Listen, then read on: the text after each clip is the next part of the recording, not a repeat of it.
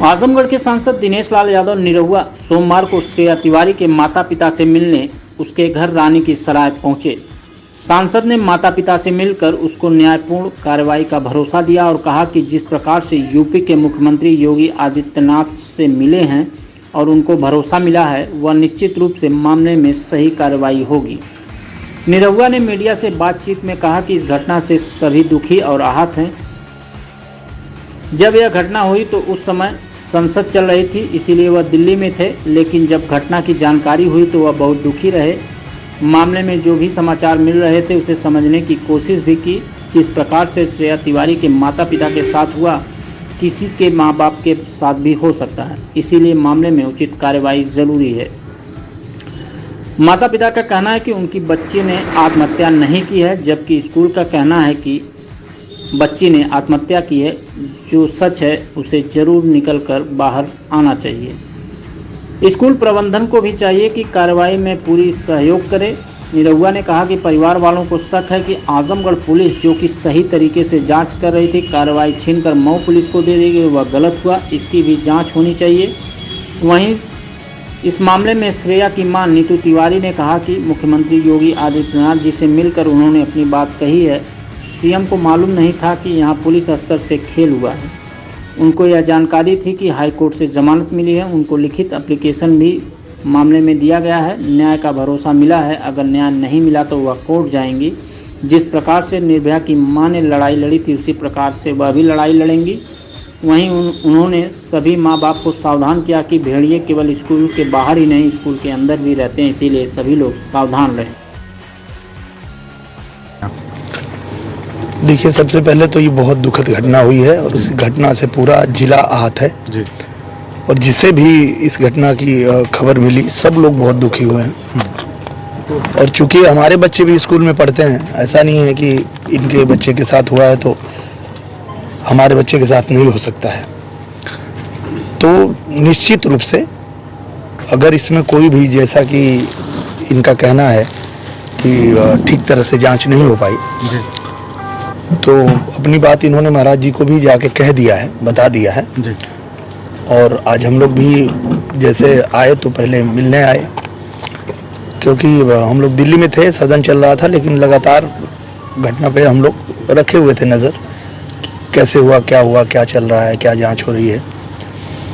तो अब जो है, एक बात तो निश्चित रूप से मैं कहना चाहता हूँ कि घटना कोई भी हो, उस घटना के पीछे सत्य क्या है, ये हर किसी को जानना ही चाहिए और ये सामने आना ही चाहिए। और मुझे लगता है कि अगर जो विद्यालय परिवार है वो ये मानता है कि उसमें उनकी कोई संदिग्धता नहीं है या उनका कोई हाथ नहीं है, तो फिर वो जांच में उनको सहयोग भी करना चाहिए।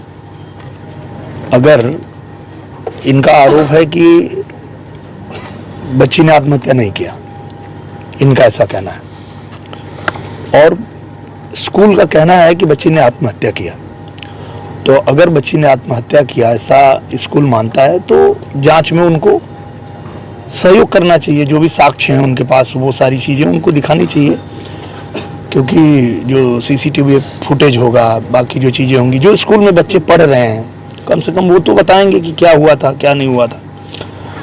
तो निश्चित रूप से इस पे सही ढंग से जांच करके, और अगर इसके पीछे कोई दोषी है तो उसको निश्चित रूप से सजा मिलेगी। पीड़ित परिजनों का आरोप है कि आजमगढ़ पुलिस प्रशासन जो जांच कर रही थी उससे संतुष्ट थे, अचानक से जो जांच मऊ ट्रांसफर कर दी गई, उस पे लेकर उनको संदेह बना हुआ है। इसमें मैंने आपसे वही बात कहा कि अगर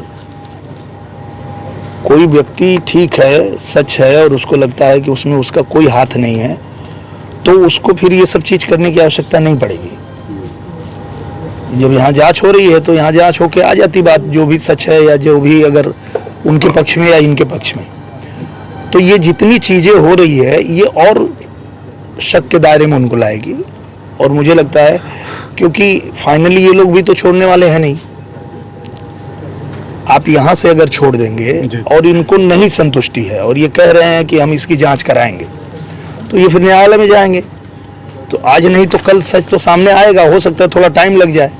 तो इसलिए मुझे लगता है कि सबको सहयोग करना चाहिए, चाहे स्कूल के अध्यापक हों, चाहे प्रिंसिपल हों, चाहे स्कूल में पढ़ने वाले बच्चे बच्चियां हों, सबको सहयोग करना चाहिए और सच क्या है वो सामने आना चाहिए। पीड़ित परिजनों का ये कहना है कि वो अपनी बात मुख्यमंत्री से ढंग से कह नहीं पाए समय अभाव के कारण, तो आप इनको क्या आश्वासन देते हैं? माननीय मुख्यमंत्री जी से आप बात करेंगे इस संदर्भ में? बिल्कुल करेंगे। और इन्होंने अपना, भले ये बात अपनी कह ना पाए हों, पर इन्होंने अपना आवेदन वहाँ दिया है जी। और आवेदन जो भी वहाँ जाता है उसको बारीकी से पढ़ा जाता है, उसको समझा जाता है और उस पर फिर कार्रवाई होती है।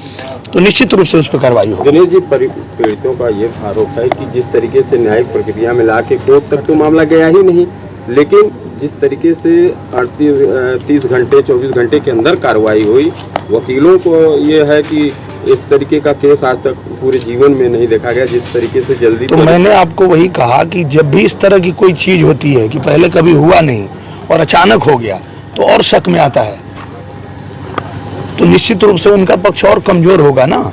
मेरा कहना वो है, अगर जिस तरीके से जांच चल रही थी सीधे सीधे अगर चलने दिया गया होता, सीधे सीधे चीजें सामने आती, तो ना इनको शक होता ना आप लोगों को शक होता। लेकिन ये जो आपने कहा कि अचानक से ये तत्काल करके कैसे कर दिया गया, तो फिर उस पर इनको भी शक हुआ। अब ये और चाहते हैं कि उसमें और जांच हो, तो ये मुख्यमंत्री जी के पास भी पहुंच गए। अगर आजमगढ़ के टीम ने ही जांच करके दे दिया होता तो इनको मुख्यमंत्री जी के पास जाने की आवश्यकता नहीं पड़ती, पर इसको मऊ ट्रांसफर करके और इसको जब घुमा दिया गया तो इनको शक और आ गया कि भाई यहाँ हो रहा था तो वहाँ क्यों भेजे, तो इसलिए ये मुख्यमंत्री जी के पास गई है ना। तो अब इनका आवेदन वहाँ पहुँचा है तो उस पर कार्रवाई होगी, इसमें कोई दो राय नहीं। आप यहाँ के सांसद हैं, आपसे बड़ी उम्मीद थी और जी। कई तरीके से सवाल उठ रहा था कि दिनेश जी की अभी क्या प्रक्रिया, तो आपने इसमें अब तक क्या पहल की है और आगे क्या? मैं सदन चल रहा था, दिल्ली में था, पर मुझे जिस दिन पता चला मुझे बहुत दुख हुआ और मैंने उस घटना को देखना शुरू किया, समझना शुरू किया। तो ये लोग जो बात कह रहे थे वो भी मैं देख रहा था, जो स्कूल में बच्चे कह रहे थे वो भी देख रहा था, जो पुलिस प्रशासन कह रहा था वो भी मैं देख रहा था। और अब जब मैं यहाँ आया तो मैंने गुड्डू भैया को, चूँकि हमारे यहाँ के यहाँ से जो विधायक, हाँ, तो इनको मैंने कहा कि चलते हैं, हमको लेके चलिए वहाँ समझते हैं कि क्या हुआ अभी तक और आगे क्या करना है। तो आके पता चला कि इन्होंने आवेदन दे दिया है मुख्यमंत्री जी के यहाँ, तो अब अगर उनके पास पहुँच गया है तो निश्चित रूप से सही कार्रवाई होगी। घटना आजमगढ़ में ऐसे प्राइवेट स्कूल में बच्चों की सुरक्षा के लिए क्या इंतजाम किया जा सकता है? किसी भी स्कूल में कहीं भी इस तरह की घटना होती है तो सबसे पहले तो जैसा कि इन्होंने भी कहा कि हर बच्चे को, सबसे पहले हम तो ये कहना चाहेंगे हर बच्चे को कि इस दुनिया में कोई ऐसी चीज नहीं है, कोई ऐसा आपके ऊपर आरोप नहीं है, कोई ऐसा आपका दुर्गुण नहीं है, कुछ भी ऐसा नहीं है जिसके लिए आप अपना जीवन गंवा दें। तो ये तो कभी होना ही नहीं चाहिए। और अगर किसी बच्चे के साथ इस तरह का होता है तो उस पर सही जांच करके, और अगर कोई दोषी है तो उसको सही तरीके से सजा होनी चाहिए। श्रेय की लड़ाई तो न्याय दिलाने, भाई आप लोग देख ही रहे हैं कि आज जो है कि हमारे विधायक साहब भी आए थे, तो इसलिए अब तो ये लड़ाई चल ही रही है और आगे उच्च न्यायालय तक भी ज़रूरत पड़ेगी तो चलेगी, क्योंकि मुझे बस अपनी बेटी को सिर्फ न्याय दिलाना है। लोग क्या अफवाह उड़ा रहे हैं, क्या कह रहे हैं, इससे मुझे कोई फ़र्क नहीं पड़ता। आपकी इस लड़ाई में आपकी आर्थिक स्थिति भी आड़े आ रही है, लेकिन ऐसा नहीं है, लोग भी खड़े हैं, क्योंकि जनता भी खड़ी है, सब लोग खड़े हैं, तो उम्मीद है कहीं ना कहीं से। और नहीं कुछ होगा तो हम जिस बेटी के लिए सब कुछ करने के लिए तैयार थे, क्या हम उसकी शादी नहीं करते? तो हम भी करेंगे। क्या निर्भया की माँ ने लड़ाई नहीं लड़ी? वो तो 10 साल तक लड़ी। तो मैं भी कोशिश करूँगी, आगे नहीं हो पाएगा तो फिर सरकार से भी इस चीज़ के लिए मैं अपील करूँगी कि मुझे न्याय पाने के लिए आर्थिक रूप से भी स्थिति हमारी अगर नहीं रहेगी सही तो मैं उसके लिए भी उनसे मांग करूँगी। और अभिभावकों के लिए क्या कहना चाहेंगे इस घटना के बाद से? आप तो और अभिभावक से यही कहूँगी कि अपने बच्चों पे ये दबाव मत डालिए कि वो स्कूल जाएं ही, क्योंकि स्कूल में भी अब जो लोग सोचते हैं कि बाहर भेड़िए हैं, नहीं, अब उस स्कूल में भी भेड़िए हैं। इसलिए अपने बच्चों को सुनने और समझने की कोशिश करें। अगर आपका बच्चा थोड़ा भी कहीं से गलत भी है तो आप सीधा कहिए कि बच्चा मेरा है, गलत है तो कोई गलत बात नहीं, उसे हम डांट सकते हैं, हम मार सकते हैं। उस स्कूल के सुप्रीम कोर्ट ने भी ये आदेश दे दिया है कि किसी भी बच्चे को डांटना मारना टीचर या प्रिंसिपल का नहीं है अधिकार। अब बाबा से मिली, क्या आश्वासन मिला? बाबा से मिले थे तो उन्होंने यही कहा था कि आगे आपको न्याय मिलेगी। उन्हें जहाँ तक ये खबर नहीं थी कि उन्हें जो है कि जो अपराधी थे उन्हें उच्च न्यायालय से, उन्हें ये मालूम था कि उच्च न्यायालय से उन्हें बेल मिली है, लेकिन मैंने ये बताया भी है और लिखित में मैंने दिया भी है कि उन्हें जो है थाने से छोड़ दिया गया है। तो आगे वो उन तक पहुँची ये बात तो जांच होगी, ये मुझे विश्वास है। अगर आपको हमारी चैनल की खबर पसंद आई हो तो चैनल को लाइक, सब्सक्राइब और शेयर जरूर।